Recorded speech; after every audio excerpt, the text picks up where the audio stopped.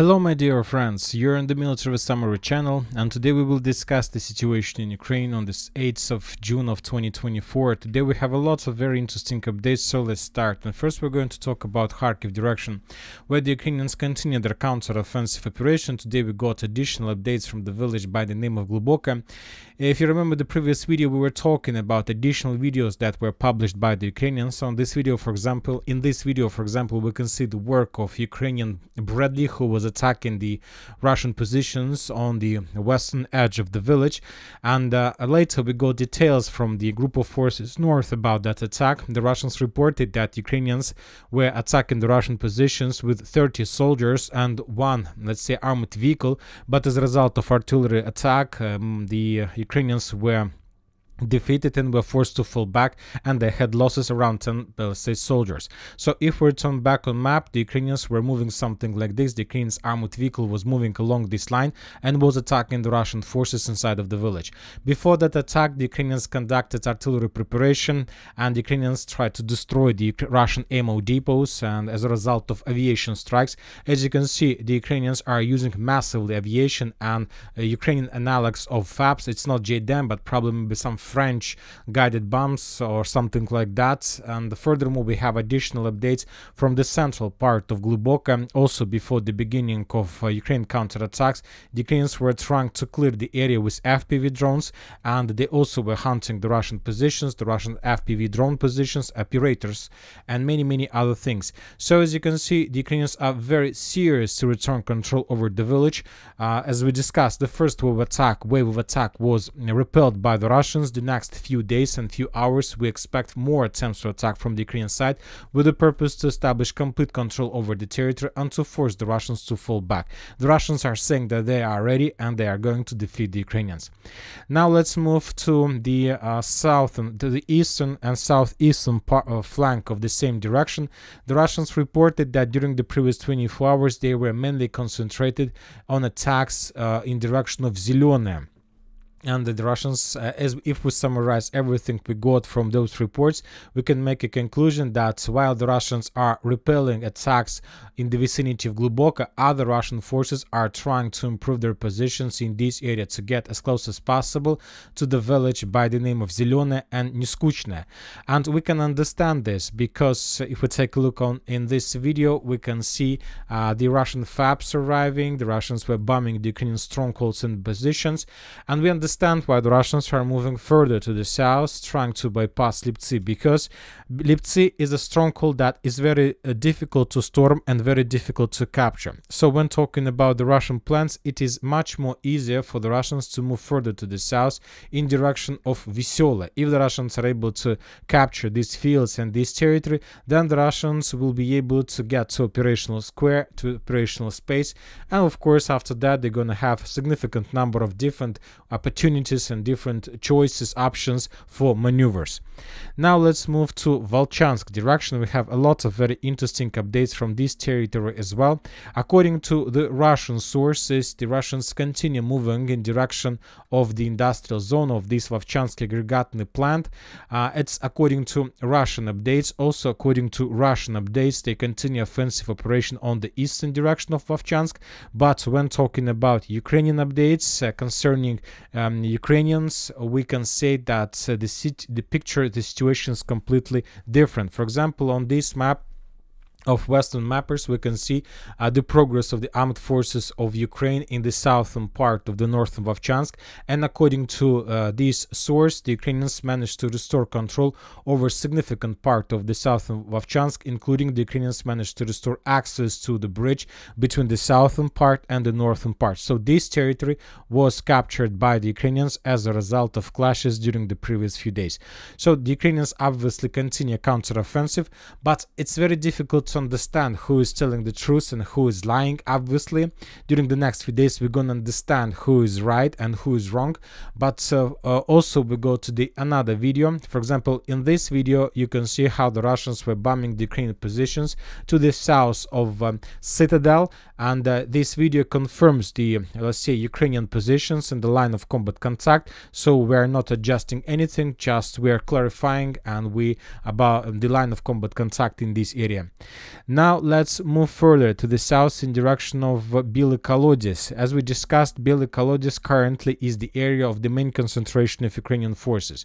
So that's why the Russians attacking this area regularly. For example, on this video we can see another FAB strike, and as a result of that attack the Russians managed to destroy another temporary position of the armed forces of Ukraine. Probably during the next few days we're going to receive some updates about the results of that attack, of this attack. Furthermore, we got additional updates from Chuguyev. On this video, for example, we can see another Iskander strike. According to the Russian sources, as a result of reconnaissance operation, they managed to discover the Ukrainian temporary position of French and Georgian volunteers, and as a result of Iskander strike, that temporary position was destroyed. Once again, we don't have the exact numbers and the real results of that attack, but probably during the next few days we're going to receive additional updates. Now let's move to the northern Kupiansk direction. We have additional updates from this territory as well, and when talking concerning the main updates concerning Stepovo Novoselovka, the Russians continue offensive operation. Today we got very important updates. As we discussed in the previous videos, the Russians during the previous days were trying to clear the roads of attack in the northeastern and the eastern direction. Also, the Russians were trying to clear the area of mines from the on the road between Stepovo Novoselovka and Ivanovka, and the Russians were trying to clear the area let's say on the south in the south of Stepovo Novoselovka. And today we got some geolocations confirming additional Russian progress. In this video, for example, we can see another attempt to attack from the Russian side. The Russians were moving from Ivanovka to Stepovo Novoselovka, and as you can see, the Ukrainians were trying to stop the Russians with FPV drone, but the Ukrainians couldn't do this. The Russians entered the let's say landing area. The Russians landed infantry. Of course, the Russians lost their personnel carrier, but the most important, the Russians managed to enter this tree line. So this tree line I'm talking about is the main defense belt of armed forces of Ukraine on this direction, and this is something like a wall that Ukrainians try to use against the Russian attempts to attack. And according to that video, we saw the Russians managed to enter the tree line, and now the Russians are moving further from the northern direction to the southern direction. Also, we have a video from the southern part, from the southern, let's say, a part of Stepovo Novoselovka. For example, in this video, you can see how the Russians were bombing the railways, let's say from Kislovka, Kotlarovka to Stepovo Novoselovka with significant number of TOS flamethrower strikes. After the Russians finished bombardments, they start clearing the territory with FPV drones. So we expect that during the next day or the next few hours, the Russians will make attempts to attack on this direction as well. In this case, the Russians are planning to do the following things. First of all, they will try to enter the same tree line, but from the south. They have entered this tree line from the north, and other Russian soldiers will move further to the west, trying to cut the main supply roads that goes from, let's say, Kupiansk direction to Stepovo Novoselovka, and basically to establish operational encirclement. Most likely the Russians will finish this battle during the next few days. Now let's move further to the south in direction of the southern Kupiansk direction. We have just video from this territory.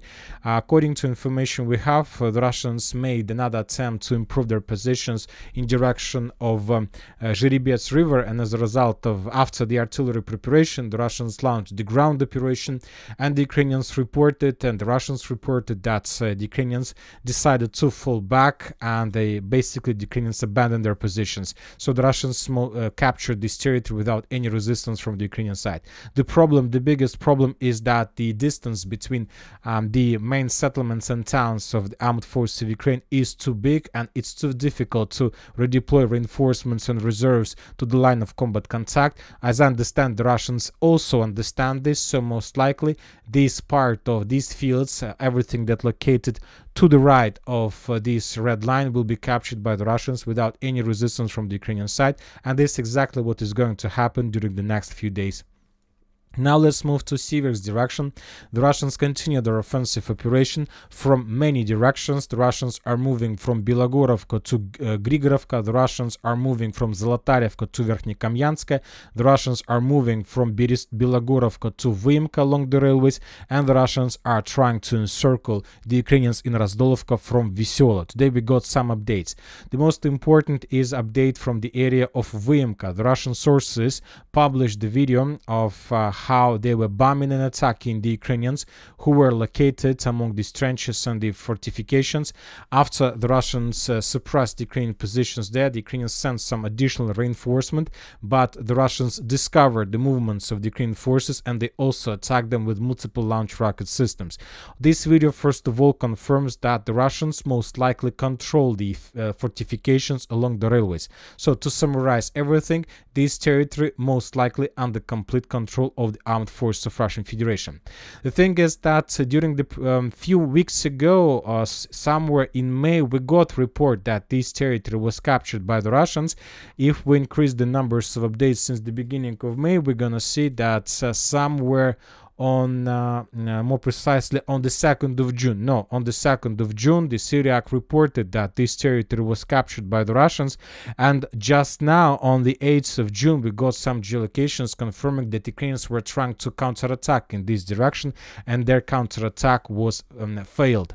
Also, we got the second, probably the third or fourth or fifth day in a row, we continue receiving updates about additional Russian progress in the vicinity of Razdolovka. Basically, Razdolovka is already encircled by the Russians. For now, we're just waiting for additional videos to confirm this, and if this information is confirmed, then we will adjust the map, of course. Now let's move to Chasiv Yar, where the most important updates are coming from.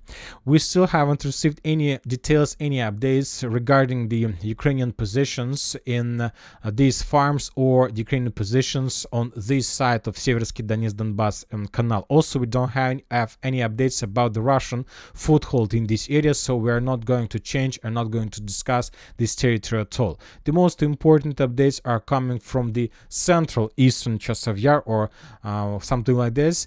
We have the Russians continue clearing and preparing the foothold for further offensive operation along the railways, let's say in direction of Seversky Donetsk Donbass Canal. Also, we have important updates from the eastern Chasiv Yar itself. Today we got a lot of videos, so let's discuss them in details. Since the morning, this morning we got the first details, the first updates. For example, in this video you can see how the Russian stormtroopers were crossing the streets inside of the eastern Chasiv Yar. They were crossing the streets from one side to another. As you can see, the Russians were very careful. Most likely this means that there are still Ukrainians around this area. There are still Ukrainian snipers, so that's why the Russians were moving in small pairs of 2 soldiers. They weren't moving like with big concentration of forces. That video we got the first, and that video we received today somewhere at even yesterday, and we added this video on map, let's say this morning. Later we got additional updates from the Russian side. We got this video how the Russians were FPV droning this abandoned armored vehicle of armored forces of Ukraine. This is the same armored vehicle that we just seen on this video. Once again, let's take a look at this video when the Russians were crossing the street, and on this episode, on this second, we see the same armored vehicle. So that was armored vehicle that was destroyed by the Russians as a result of FPV drone strike. The Russians attacked this armored vehicle because they expected that most likely the Ukrainians mined or left some surprise for the Russians, so they just wanted to be sure that everything is clear. And later, somewhere during the day, we got probably the most important video.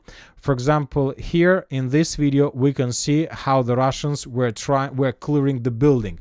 The Russian soldier was attacking the next apartments from him with a short rifle, and so this event took place exactly in this area and in this building, and the Russians were clearing the territory, so there were clashes along for this very big high-rise building.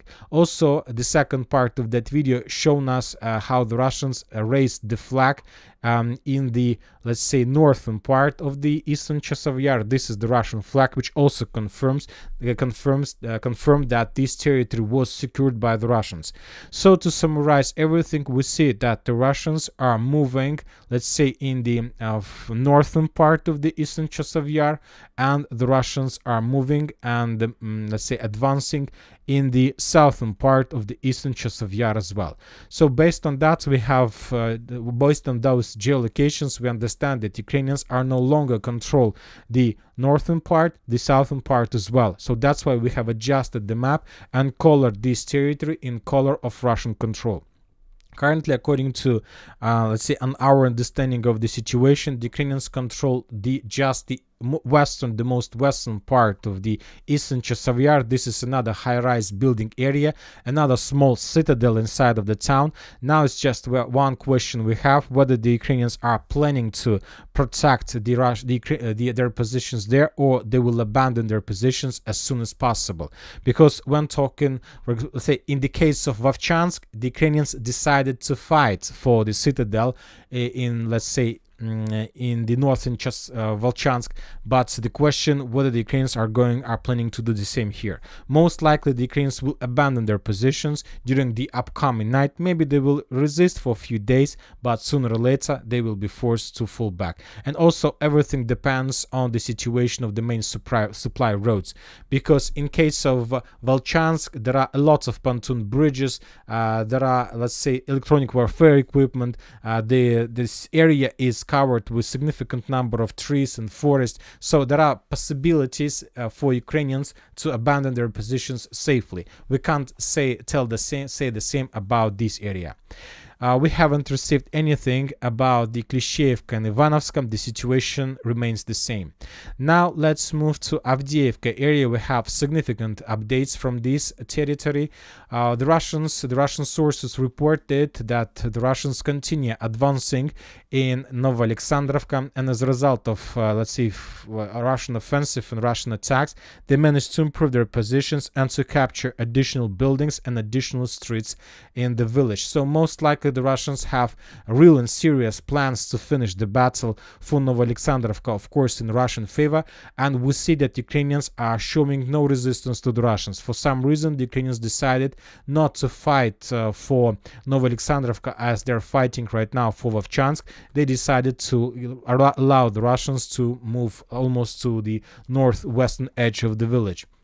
If the Russians are able to capture this village completely, this situation can lead to catastrophic situation for the Ukrainians, because in this case the Ukrainians will be forced to stretch their forces between Yevgeniivka, between the towns and villages like Yevgeniivka, Progress, just a second, between Yevgeniivka, Progress, Lozovatskaya, Vozdvizhenka, Baranovka and Zelenopolye, and the Ukrainians will be forced to keep significant number of forces in this direction. And the question is whether the Ukrainians have this amount of, let's say, soldiers in this area. Other more important updates are coming from Kalinova. After a very long operational pause, the Russians renewed their offensive operation in this direction. If you remember, a few days ago we got reports from different mappers that the Russians captured these fields and got almost, let's say, and reached almost the first fortifications and first strongholds to the southwest of Kalinova. And today we got the first geolocations of how the Russians start bombing and attacking the Ukrainians in this area, trying to prepare the safe roads for further offensive and the further assault operation of the first stronghold that located to the southwest of Kalinova.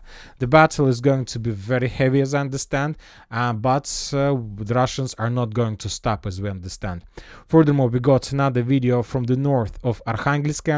The Russian sources published the video how they were bombing the Ukrainian soldiers, and after very heavy artillery preparation, very heavy artillery strikes, the Ukrainian soldiers in this area decided to fall back, and basically they abandoned their positions and moved also to the north. So the Russians are about to begin the battle for this stronghold. After the stronghold, most likely the Russians will continue moving further to the north in direction of the village by the name of Kalinova.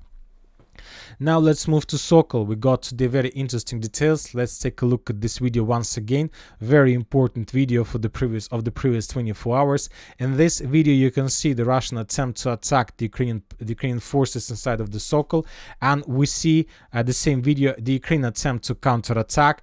The Russians were attacking using BTR. The Ukrainians were attacking the Russians using Bradley, and after very heavy clashes, both machines were destroyed. So if we return back on map, the Ukrainians were moving along Sokolina Street from the west to the central part. The Russians were moving from the east along the same street to the central part as well. Somewhere here, both machines met each other and start attacking each other from a very short distance. After that, the Russians continue moving further to the west. The Russian machine was damaged, and the Russians were forced to abandon their machine somewhere here, and the Russian infantry landed in this area.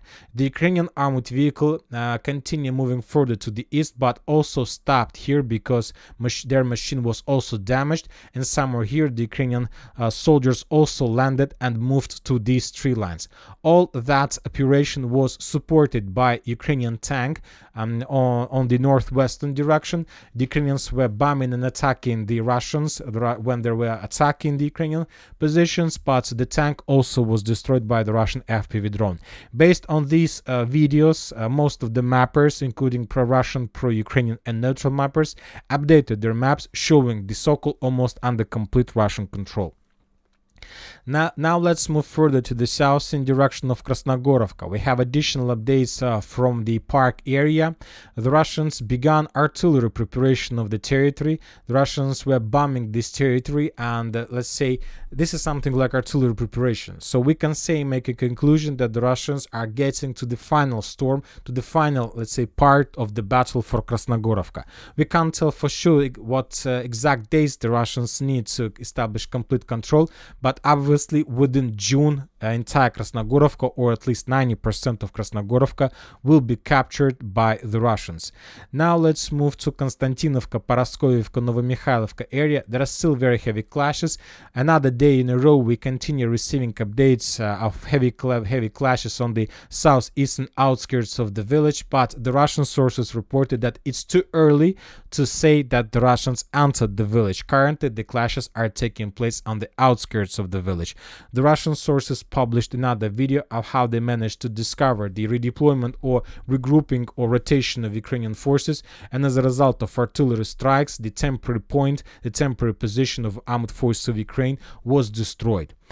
So no changes on the ground, as you can see. Very interesting details are coming from Ugledar direction. We see that the battle for Konstantinovka and the battle for intersections of roads are about to come to the logical end. So that's why for the Russians understand that it's time to activate, to intensify their activity in the vicinity of Ugledar. For example, on this video, in this video, we can see the work of Russian FPV drone, and according to the author of this video, the Russians were clearing these tree lines and these trenches, let's say from Ukrainian soldiers, and so this is something like an evidence that the Russians are preparing their offensive on this direction, let's say along this tree line. Also, the Russians published the video of how they were bombing the Ukrainian positions to the south of Ugledar, and as a result of artillery strikes, some Ukrainian positions were also destroyed. So we see some activity, artillery, FPV drone. I'm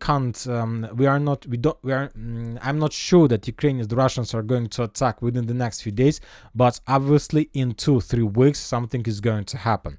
Staromayorsk, Urozhaina, we have nothing about this area, and as for Robotyne, we have additional updates from the northwestern direction.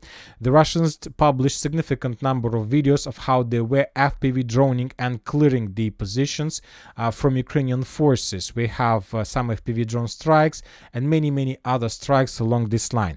If we increase the numbers of updates since the beginning of June, we're gonna see that during June we got a lot of videos of how the Russians were bombing the territory with TOS flamethrower systems.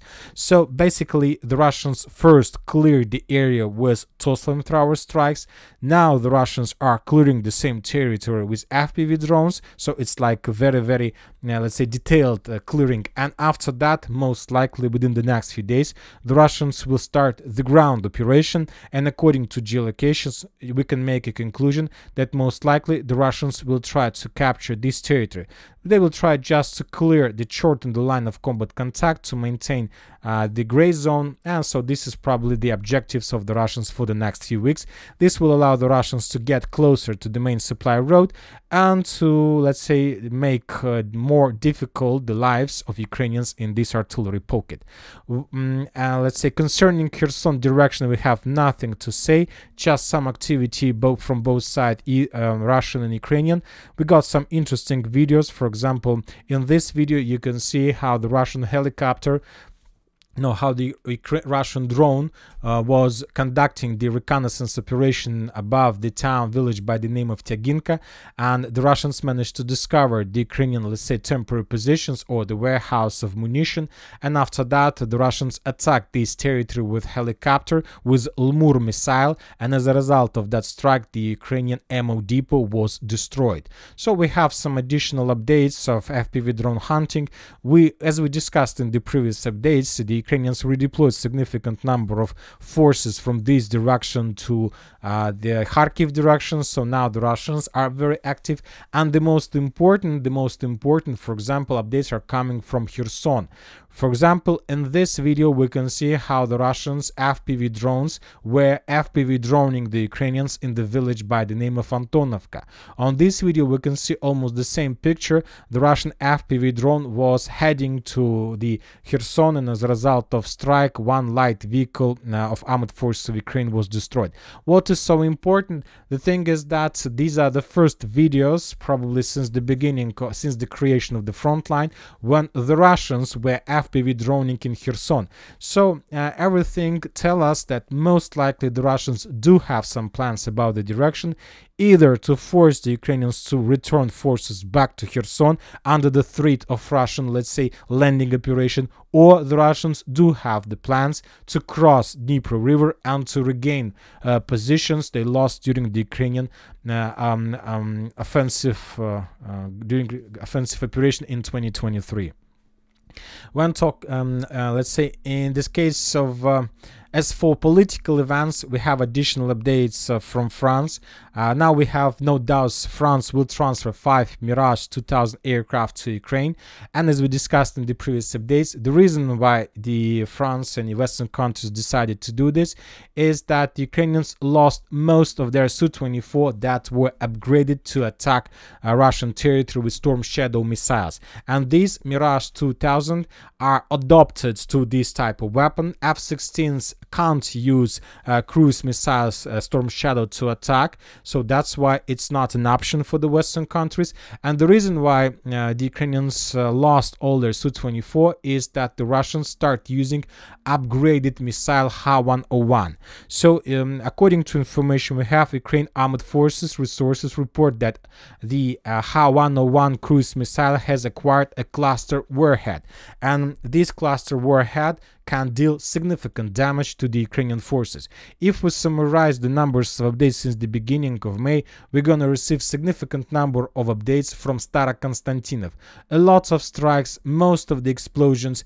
If you remember the maps of roads of Russian attacks, and most of the roads of cruise missiles were heading and were directed in direction of Starokonstantinov. So we don't know the exact numbers, but most likely the Ukrainians lost almost every single Su-24 they had in their army. And that's it for today. Military Summary channel reminds you to condemn any violence in the world. Thank you for watching. Subscribe to my channel, put your likes, join my Patreon, and have a good day. Bye bye.